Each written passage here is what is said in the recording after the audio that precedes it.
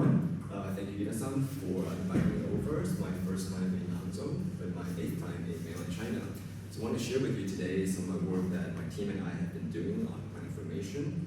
Now, I prepared quite a general talk. I didn't expect most of the audience would be exoplanets, so some of this material might be a little bit easy, but let's go with it anyway.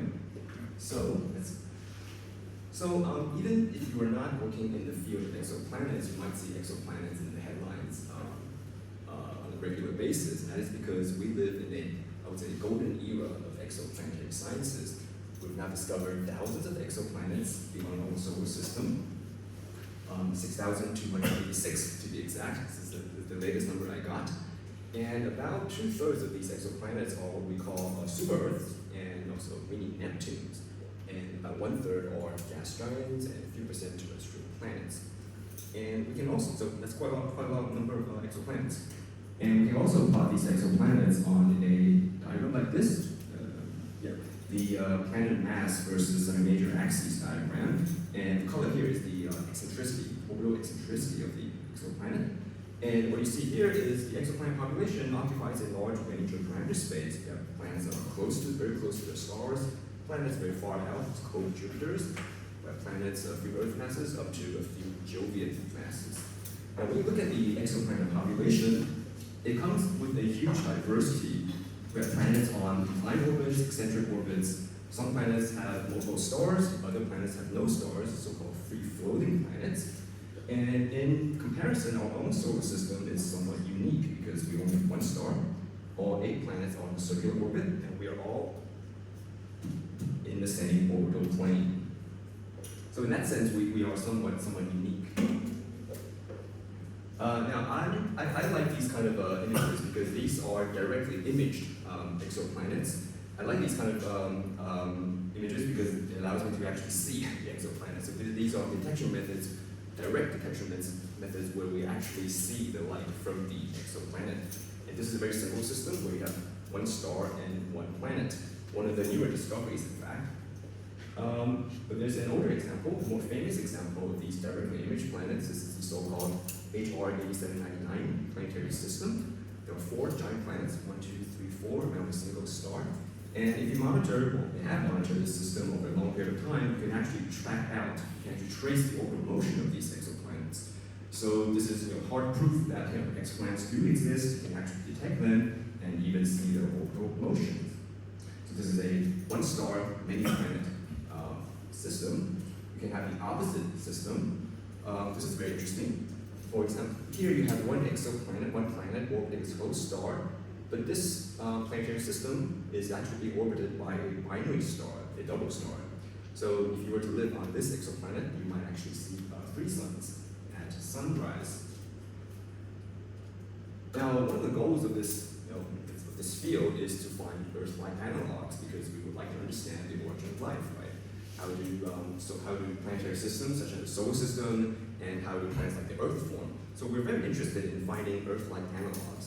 And this system is called the TRAPPIST-1 system, was discovered around 2017. It's a very famous discovery because when people found this system, it looked like a miniaturized version of the solar system. 7 exoplanets, 3 of these are in the so-called habitable zone. So this is a distance from the star where we think liquid water might exist and therefore possibly support life. And this entire planetary system actually fits inside the orbit of Mercury. So it's like a mini version of the solar system. So the exoplanet population has a huge diversity and we want to understand the origin of life. But in order to address these complicated questions, we need to start from the basic question of understanding planet formation. Like how does a single planet form? We need to understand this before we can try to explain the diversity of exoplanet demography. And planet formation is really also part of star formation. These two are really part of the same story. So I want to start here actually. So in a standard scenario, you have a molecular cloud. Some parts of the cloud is a little bit denser. It's called so-called dense cores. These cores collapse into a protostar. And whenever you form a protostar, you actually very naturally form a disk-like object around a protostar. We typically call these certain stellar disks, or protostellar disks, or just protoplanetary disks. So the consequence of star formation is a star-disk system. It's a standard outcome. And we think planets emerge somehow from these protoplanetary disks, so planet formation in these disks. And then after the disk dissipates, after say 10 million years, you are left with a planetary system. Now we observe the final product regularly these days. So in order to understand the final configuration, the final properties of these planetary systems, we need to go back a step and understand what is going on during the planet formation stage. So while the disk is still there, because the environment in which planets form will shape the architecture of planetary systems. So that brings me to my main domain of expertise, which is the dynamics of protoplanetary disks, the fundamental physics of protoplanetary disks, how they work, and how they give birth to planets. So this is an actual observation of a protoplanetary disk. It's almost edge-on, but you can still see some structures. It's a very thin object, but you can still see some of the structures within these disks. Actually, this example is probably even better. This is a disk around a nearly face-on protoplanetary disk, where you very clearly see two dark rings here. These are dust gaps, where there's a lack of dust in these locations. And the leading mechanism, the leading explanation for these rings is hidden planets. So we think what is going on here is that there are actually planets already forming in these protoplanetary disks. Although we can't detect the planet itself, we can actually see the signature of these planets because the planet is interacting with the disk and carving out gaps in the disk. So this idea of planets forming in the disk and then shaping the disk has been around for a long time, well before my time. But it's only around 2018 where people actually had hard evidence of this process happening. This is the first system that was ever detected where you detect a protoplanetary disk, a structured protoplanetary disk. So there's a hole in this disk, and within this structure you have two giant planets, PDS-70b and PDS-70c. So the first evidence of planets forming in a disk and carving structures in the disk, only found in 2018. And it's only last year, 2025, where we have the second example, the WISPIT system. Let's wait for it to load. One second.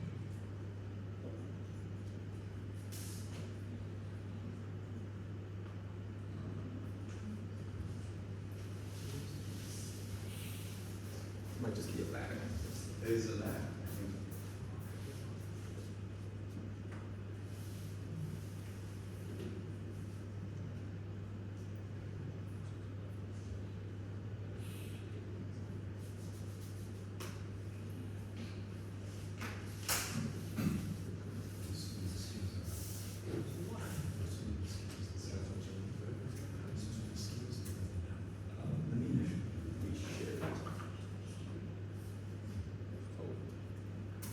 Sorry, technical glitch.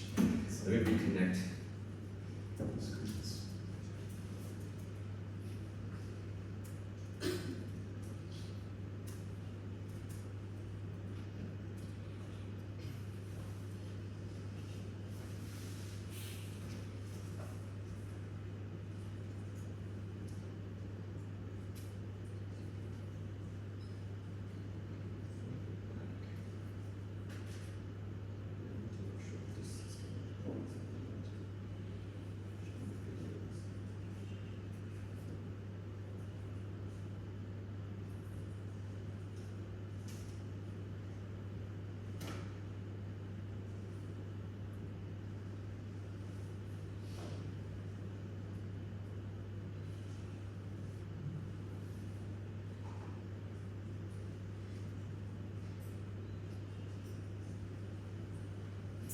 Video doesn't work.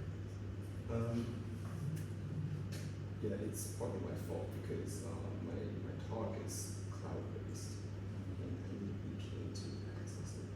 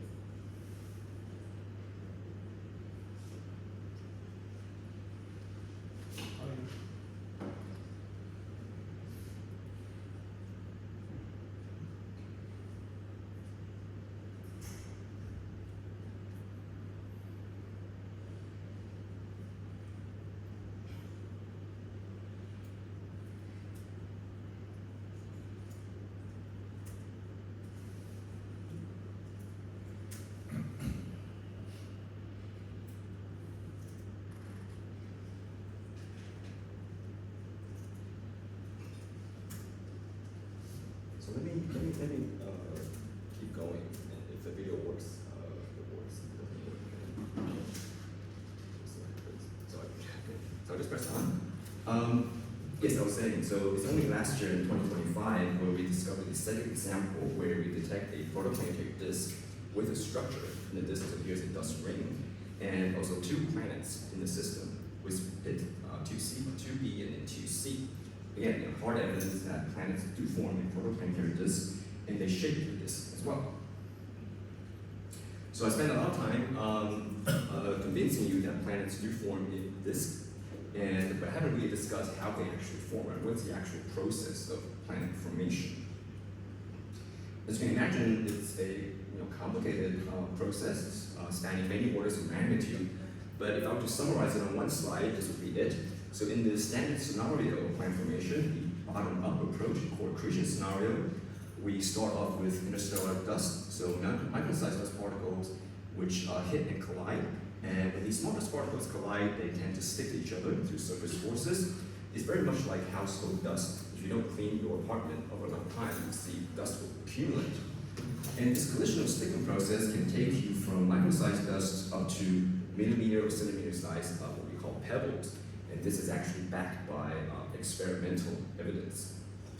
And then something magical happens, which I'll get back to, and you form the next step, which is the planetesimals. These are kilometer or 100-kilometer sized objects that have enough gravity in between them to either attract more smaller particles, smaller pebbles, or attract one another through the so-called pebble or planetesimal accretion.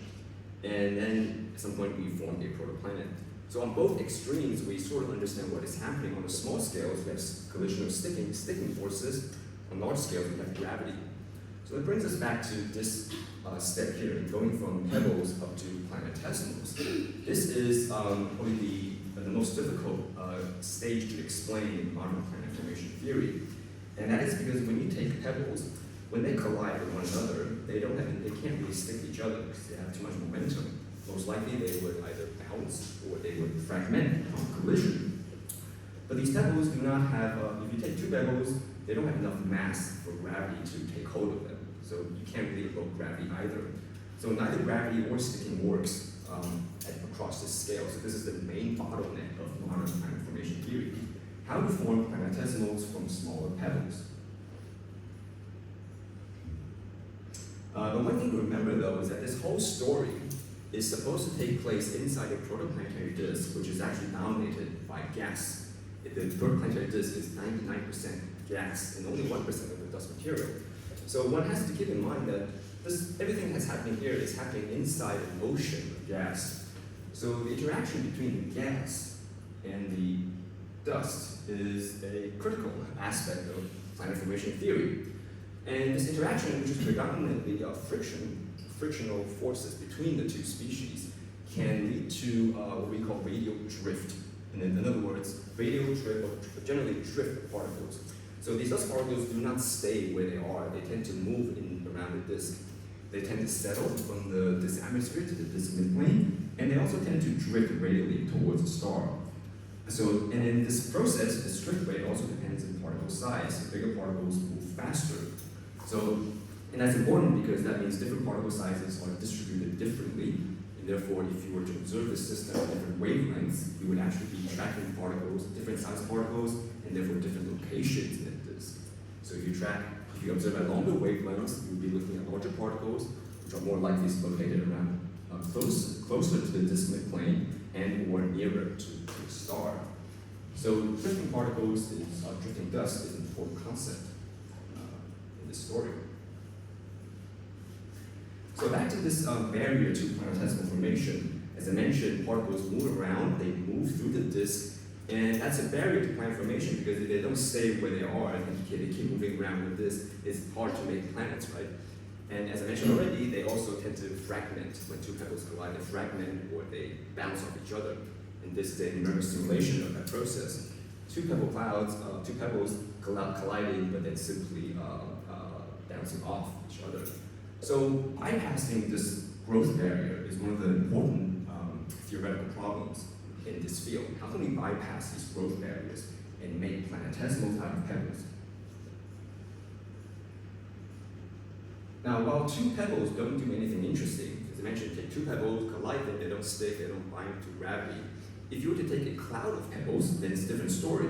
Because if you were to take a cloud of pebbles and compress them into in a small volume, and therefore a high volumetric density, then the collective gravity of this pebble cloud can actually collapse itself down to a planetesimal directly.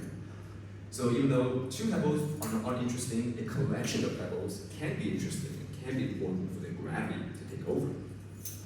So the question now boils down to how can we concentrate pebbles into these high volumetric densities?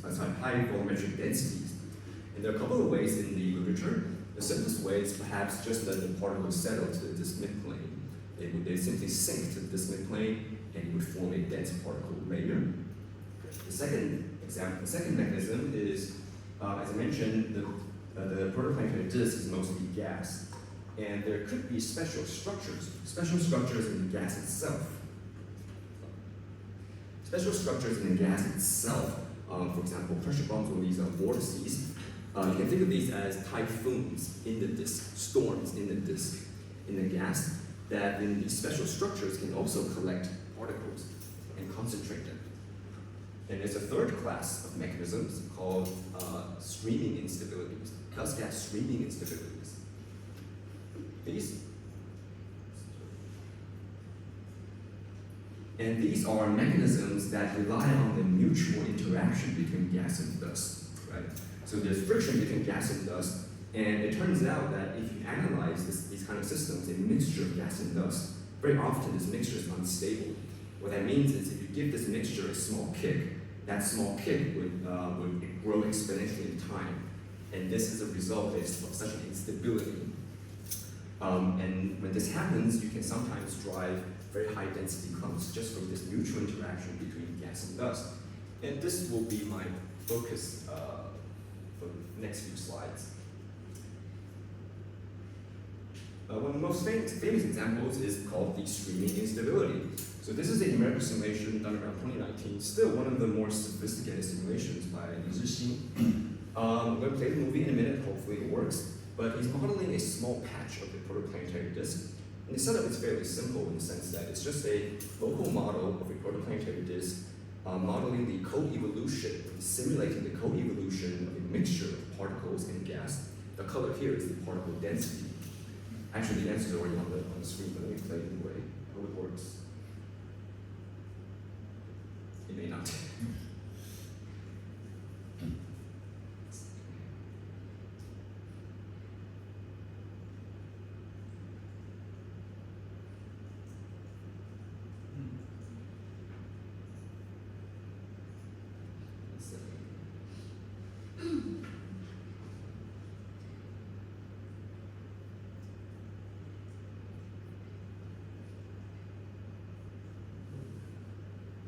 Playing a little bit. Yes.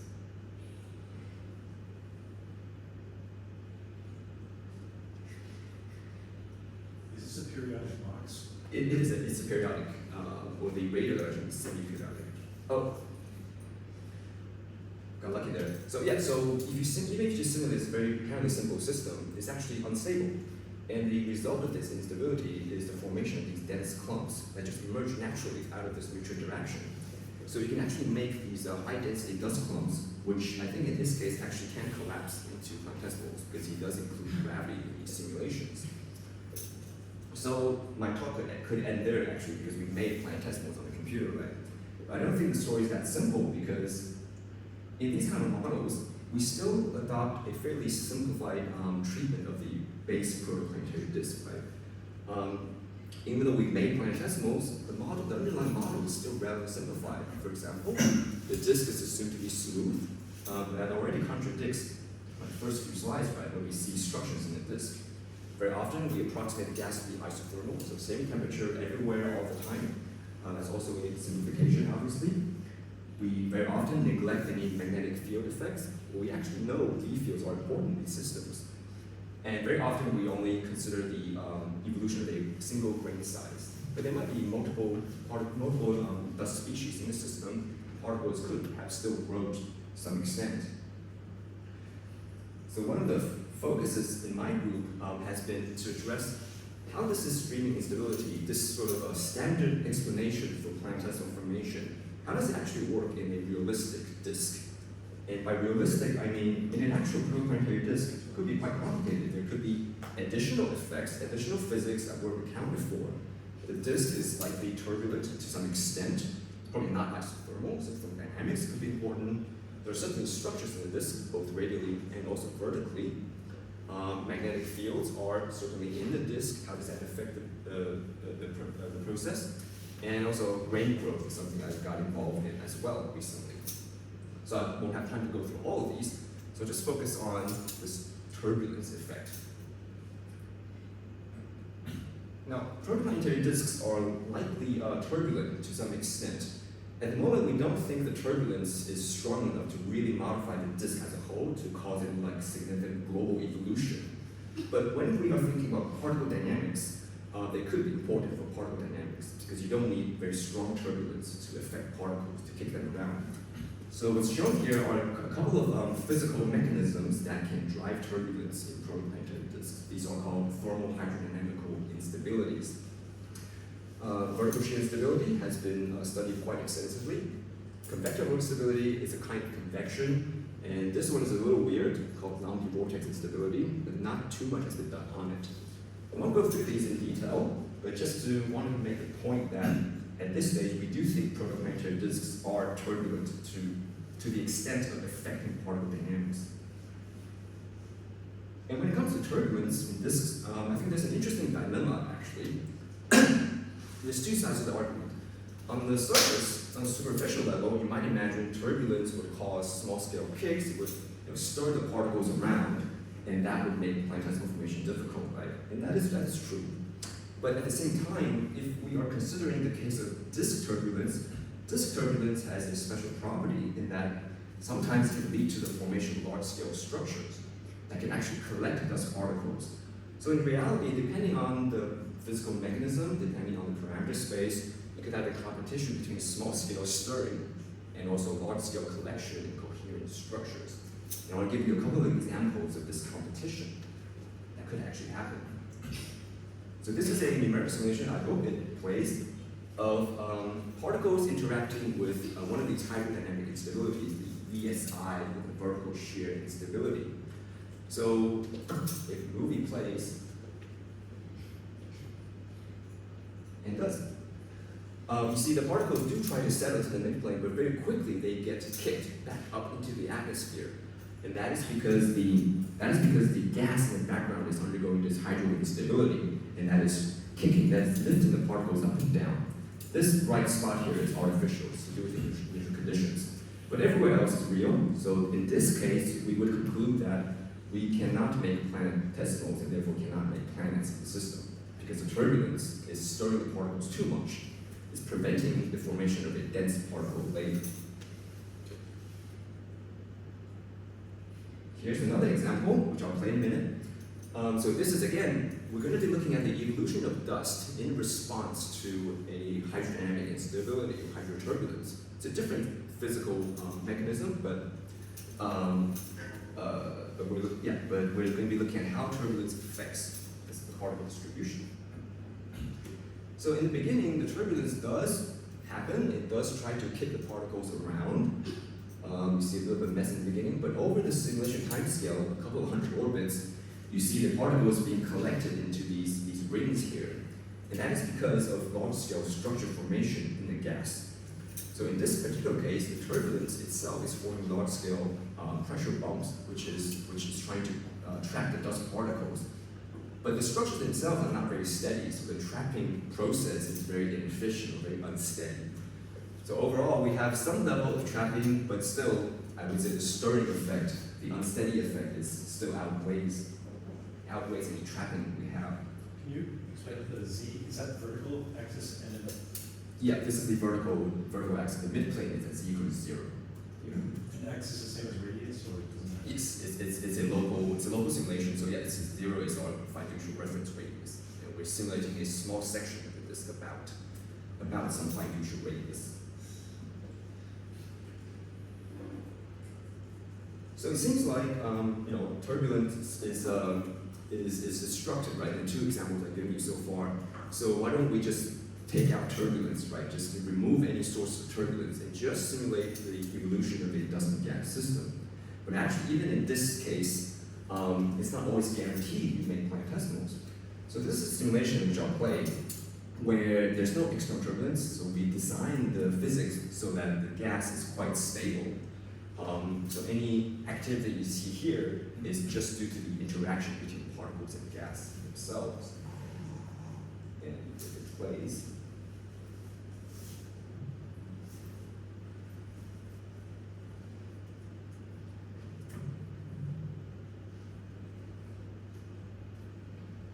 okay, it doesn't play, but oh, maybe it does.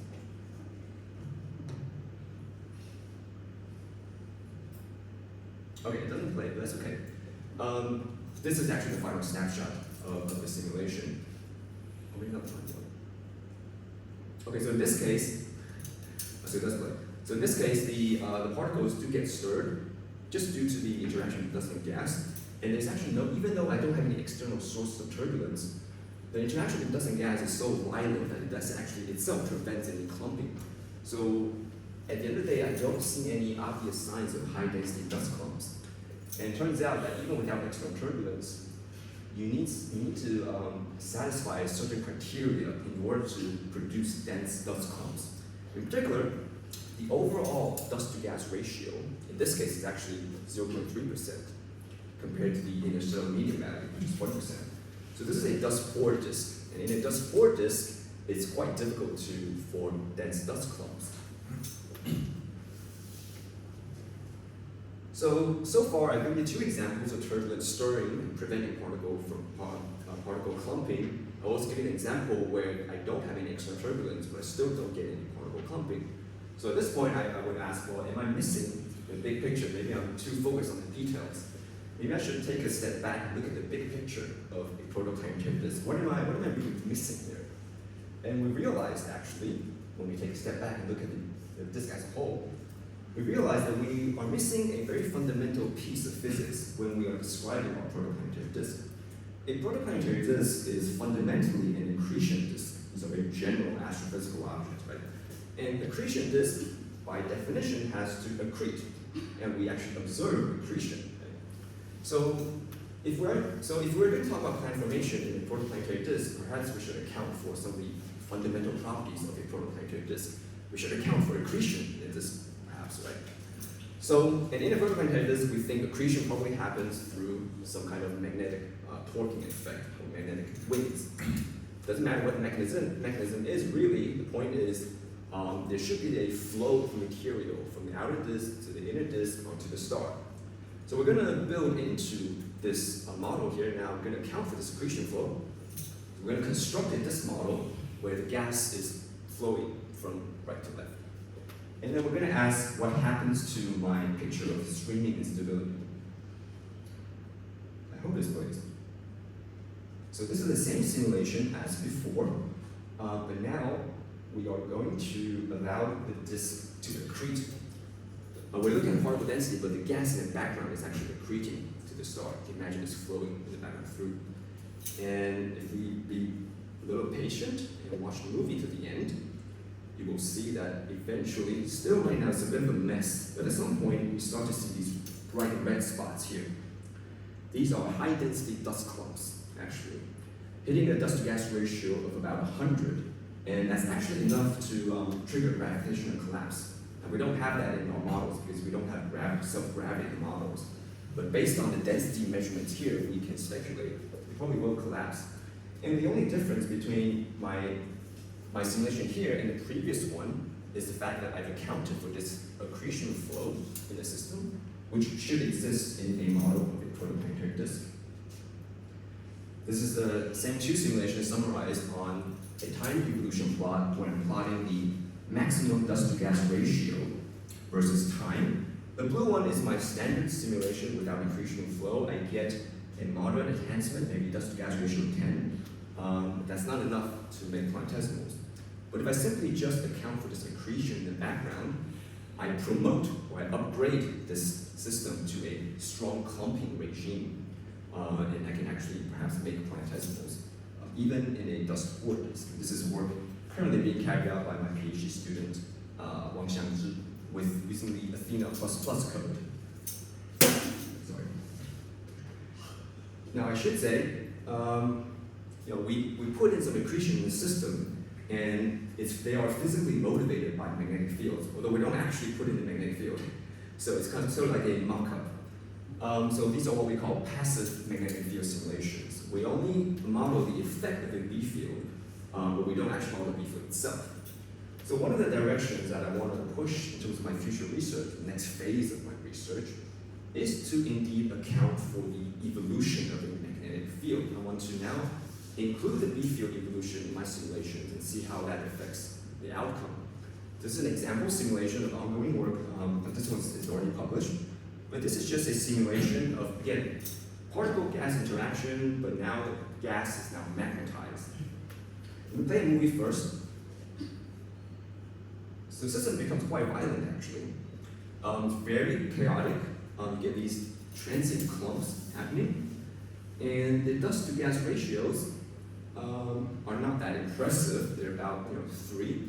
So it doesn't sound very impressive at the moment. But if we actually compare the same simulation without magnetic fields, which was done 20 years ago, actually, by one of the first papers on streaming instability.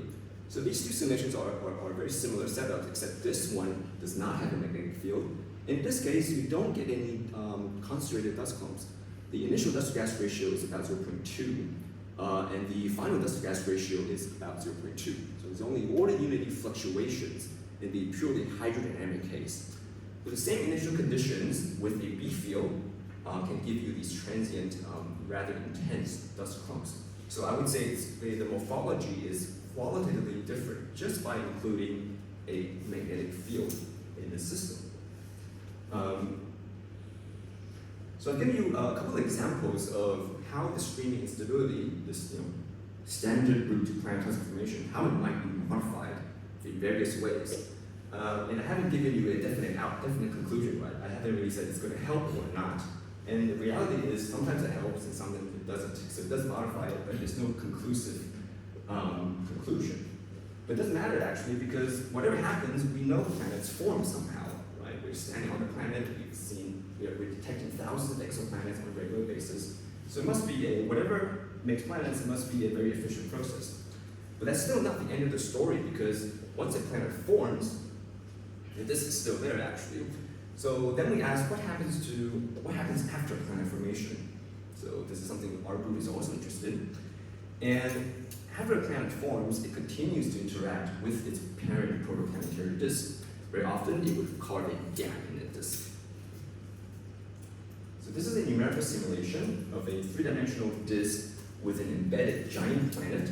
And as you see, as the system evolves, the planet clears out a gap in its orbit, and around the gap edges, dust particles accumulate. The color here is the dust density. So this is actually quite a typical outcome if you were to simulate, a planet disk system, and if the planet is massive enough. And this result is of interest, high interest to the community, because we see rings and gaps in protoplanetary disks. These are actual observations taken from surveys of protoplanetary disks, and as you can see, more often than not, you see these rings and gaps in these systems. And because we know planets naturally carve gaps in disks, we naturally try to explain these kind of ring or gap protoplanetary disks with embedded planets. So this goes back to my very first few slides, right? So the planet-disk interaction explanation for these kind of observations is the most popular one. By no means the only explanation, but it's the mainstream idea. So if we now assume that these structures are made by planets, we can do the following exercise. So here's an example from Wu Hao, who's in Shanghai Observatory now. So this is an observation, one of the examples of a gapped protoplanetary disk with a dust ring. If we assume this is due to disk-planet interaction, we can run simulations of disk-planet interaction, and we can make synthetic observations from these simulations and compare it to the actual observation. Right? So this is a mock-up observation based on simulation data where the planet is placed here. And you can see the similarity between the two is quite remarkable. So by this comparison, we might say that, oh, there could be a planet hidden somewhere in the real system. We're not detecting it directly, but we are seeing the effect of planet-disk interaction. Now for one particular system, you can do this exercise. You can also try to automate this process. So this is a series of works that was started by my first postdoc, Sajid Aldi, in 2020. And I'm quite proud of that, actually. He started this work there. So his idea was to basically train a neural network to learn about the connection between disk morphology from disk-planet interaction and, for example, the planet mass. So the idea is you would feed this network an image of a protoplanetary disk, a structured protoplanetary disk, and any additional information you know about the disk. And then you ask the network what planet mass could be responsible for making a structure like this, and it will give you an answer instantaneously. And he applied this to the famous example of HL tau. So this system is a protoplanetary disk with 3 dark gaps in the system. And traditional hydrodynamic simulations have modeled this system, and they concluded with 3 planets, 3 sub-Jovian mass planets could be responsible for making these gaps. But this traditional approach requires you to run simulations and try to mix and match simulations and observation. Whereas in Sajid's approach, you would just feed this image or information about the gap to the network, and it would give you 3 numbers instantaneously. Surprisingly close to the traditional approach, actually, but much, much quicker. So I think there's a lot of potential in applying this methodology to automate detection of planets based on structures they form in the disk. Now, in order to train a neural network, I think Sajid had to run maybe 1,000 simulations. And running 1,000 simulations, you need to make some sacrifices. In his case, he had to run 2-dimensional simulations to make it feasible. But disks are, of course, fully 3-dimensional, right? So we're also trying to push in the direction of doing full 3D simulations of planet-disk interaction. So this is a simulation I'll play, made by Bi Jiaqing. He's in Germany now. And what we're going to be looking at here is the following. I'm going to assume particles have settled to the disk midplane, and a planet has formed at r equals 1. And the question we pose here is, what happens to the rest of the dust particles after a planet forms? Does it stay well settled in midplane, or does something else happen? Something interesting happens. At about 2,500 orbits, I'm going to assume a planet forms, and as soon as a planet forms, it causes a gap. It also immediately puffs up the entire dust layer, especially around the edges of the system. And the distribution of dust particles becomes fully 3-dimensional. And that is because planet-disk interaction actually naturally leads to very complicated 3-dimensional flow structures that lifts up dust particles from the midplane. So we cannot really assume particles remain settled around the midplane after the planet forms. So the main lesson from this study was that if you can, it is important to do fully 3-dimensional simulations. And more recently, as we speak, Jiaqing is wrapping up a paper on generalizing these models to eccentric disks, so eccentric planets, sorry. So in these simulations, we were fixing the planet on a circular orbit. He's now relaxing that to eccentric orbits. So let me explain what's plotted here. A similar diagram, we're plotting the meridional distribution of dust density for 2 planet masses, Saturn mass planet and a Jupiter mass planet, and for different orbital eccentricities of the planet. So the top panel is the standard case, 0 eccentricity, circular orbits, and we have a puff up in the Saturn case, but in the Jupiter case, the gap is too wide for the planet to affect the dust, so it remains quite settled. But in both cases, as the planet's orbital eccentricity increases, we see there's an increased puff up of the dust layer. And the other thing that happens is the gap actually disappears.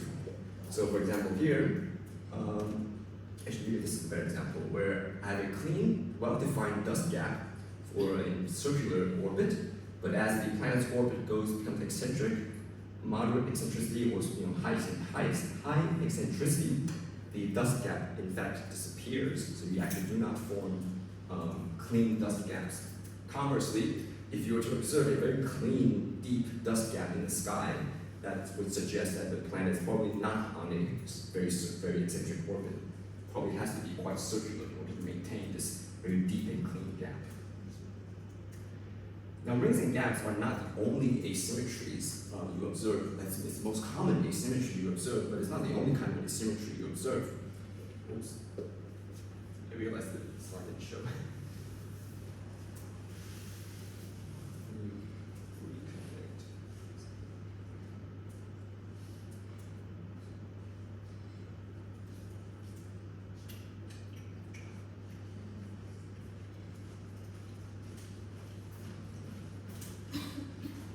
Yeah, I don't think I have more movies, it should be okay. Yeah, so rings and gaps are not the only asymmetries you observe. You actually, there's a good fraction, a small but non-negligible fraction of observed disks that show what we call asymmetries. So these are disks where the material, dust material, is actually lopsided or only focused on one side of the disk rather than being evenly distributed around the star. So then the question is, how can you explain these kind of asymmetric disks? One idea is to invoke, as I mentioned, vortex formation. So again, this responds to some of my few earlier slides. So in this case, there's no planet involved, but the idea is perhaps there's some sort of hydrodynamic instability in the system. In this case, a convective instability that leads to the formation of large-scale structures. Remember, I mentioned in the first two slides that one of the properties of disk turbulence or disk instabilities is for its potential to drive large-scale structure formation. And this is one possible outcome of a hydro instability, driving a large-scale structure formation, in this case, an asymmetric structure that could perhaps explain these type of observations. So in this case, the vortex is made through a hydro instability, but turns out this instability requires some atypical disk profiles to happen. Perhaps an easier way is to go back to the planet scenario, because it turns out that if you were to simulate a planet disk system, and the planet is massive enough, and the disk has a low viscosity, then the planet will open a gap, but this gap will become unstable, again, actually to vortex formation. So this is a simulation done by Michael Hammer, my former postdoc, now also in Germany. So in this case, he stuck a giant planet, I forgot the mass, but it's a Jovian mass probably. He stuck a giant planet in a protoplanetary disk and simulated the system, and it made a gap, and the gap became unstable to vortex formation. And this vortex collected a lot of dust. That's why you see this white spot here, representing the collection of a lot of dust in that area. So we see rings and gaps in protoplanetary disks. We also see asymmetries, but sometimes we also see spirals in the system. I wasn't sure how to fit this slide into my story, but I want to show it anyway. So this is some work done by a master's student, Su-Wei Sen, working with German Smallwood. And here they asked a very interesting question. They asked, actually most stars are not isolated, right? Stars often come binaries, or at least they interact with other stars gravitationally. So they asked the following question. Suppose I had a protoplanetary disk around a star, and another star flies by this planetary system. Is this flyby going to help planet formation or not? It's not obvious. The answer is not obvious for the following reason. When the star flies by, you might imagine the star would disturb the disk, and that might make planet formation difficult. But on the other hand, when a flyby happens, it tends to create, again, structures in this case, spiral arms. These spiral arms are locations of elevated or increased density, and that might actually promote planet formation, right? So what they did was they ran a lot of SPH simulations of a flyby events, and they analyzed the gas and dust structures after the flyby, and they tried to assess whether or not planet formation is likely after the flyby.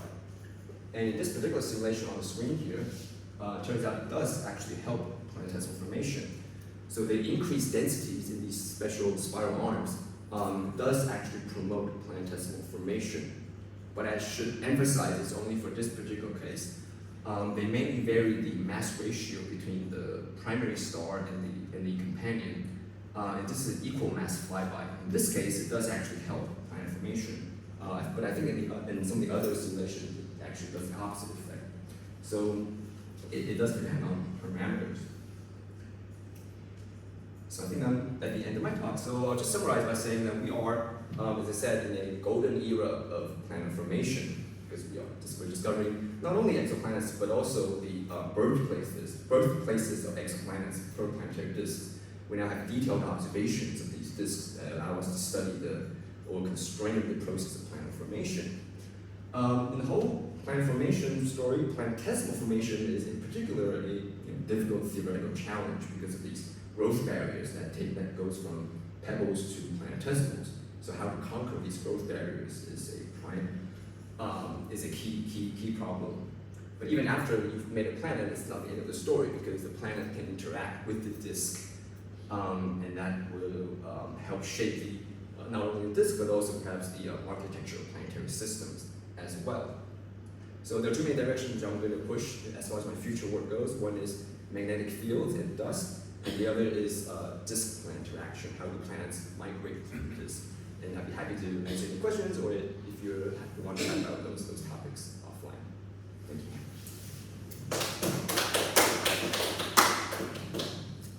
Are there questions and discussion time? Anybody? Oh, yes. I'm not quite cautious about the stellar flyby path. So the stellar flyby will make a spiral arm in the protoplanet disk. And what is the spiral have some effects on the planet formation process? Yeah, so there are two effects, possibly opposing effects. One is the spiral arm is a location where the density is higher, right?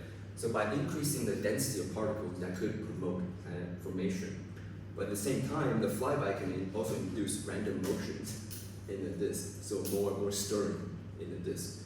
So again, there's this competition between stirring particles and the collection of particles in these spiral arms. It just so happens in this case, the collection is a bit more significant. So it overall does help with planet formation. So from the picture, I noticed that the disk can be drifted away for some time for the stellar flyby. So is there some there will be fewer dust for the planet formation, or is the same? Oh, that's a good question. Yeah, you're saying, when the flyby happens, you're right. It does, it sort of strips away a bit of material from the primary disk, right? But I think the amount it takes from it's probably a different amount depending on whether it's gas or dust. I would have to look at the paper to answer like how much material has been stripped off. I would have to check the paper. Thank you. Any other questions?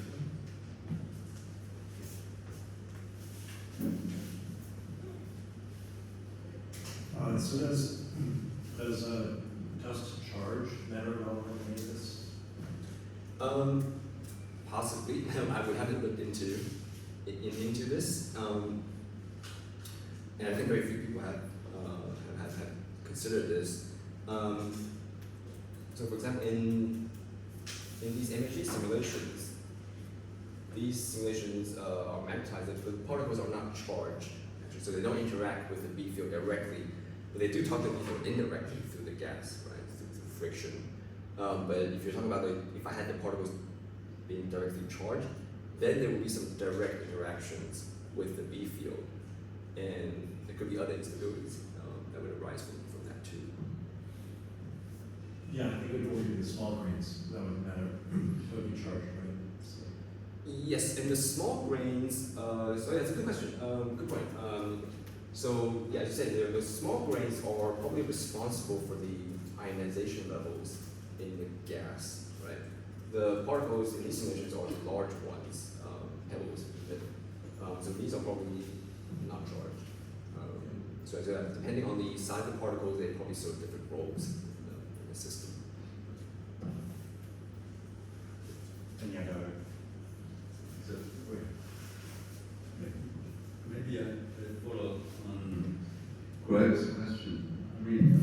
how is somehow your dust coupled to the gas? Is the kind of back reaction taken into account? Yes. In most of these simulations, it's a frictional, it's in the Epstein drag regime, so the feedback is usually accounted for. Just friction. There's no streaming instability without the feedback, right? Yes, by definition, the SI is a feedback. It relies on feedback. Yeah, so for the two systems with balance, the masses are still not determined, are they? Which one? DBS 70 and Oh, right. These ones, I don't remember actually, but I think these are like a couple of Jupiter masses, right? Right.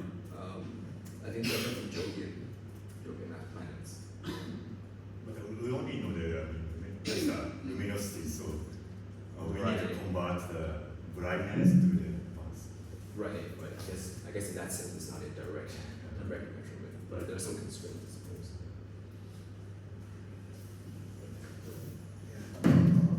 Thank you for your talk. As I mentioned during the launch, I'm interested in the property of the host stars. So in your simulation, what kind of impact comes from the host star? Essentially no impact because most of the stuff we do these are dynamical problems. So it's really only the star-planet ratio that matters, and we're always in a regime where we're talking about like a 1 to 1,000 ratio or something like that. So as far as the dynamical impact is concerned, probably zero. Yeah. Okay, so any other question? Okay, so yeah, let me ask. So you raised that you point out many possibilities, many processes. So that then when you step back, then what is the story of the planetesimal formation of planet formation? Yeah, I think the overall idea of streaming stability is still pretty strong argument actually, because when the conditions are met, it is quite powerful. It can lead to planetesimal formation quite quickly. The modifications I mentioned, I think, probably do need to be accounted for if you want a more quantitative estimate of the process of the planet formation efficiency.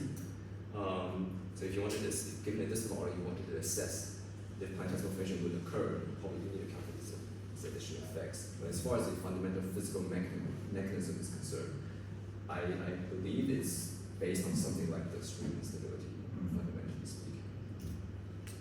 Yes. But if once the stream instability happens, if the conversion rate from the dust grain to the planetesimal, conversion rate is very high, then I think everybody becomes planetesimal. That's then, right. it will go back to the classical planetesimal accretion. But if the efficiency is very weak, only a small fraction becomes planetesimal, then the others still pebble. Then it's a regime of the pebble accretion. Right. So based on your simulation, which accretion model is preferred? We haven't really modeled pebble accretion. We've only simulated to the point where it's about to form planetesimals. So I don't have any I can't really comment on that because I haven't done the work. But I will make this point though. That's a good point that actually sometimes you actually don't want the streaming instability to happen too efficiently. Because, for example, in these ring systems, right, in these observations, so let me just see to that. These rings that you see in protoplanetary disks, these dust rings, these are regions of enhanced particle density, right? And if these are also, if SI happens in these rings too quickly, then these rings would disappear. Right. So sometimes you don't want it to happen too quickly, otherwise we wouldn't see observations like this. Okay, so if no one question, if not, then please thank the speaker again. Thank you so much.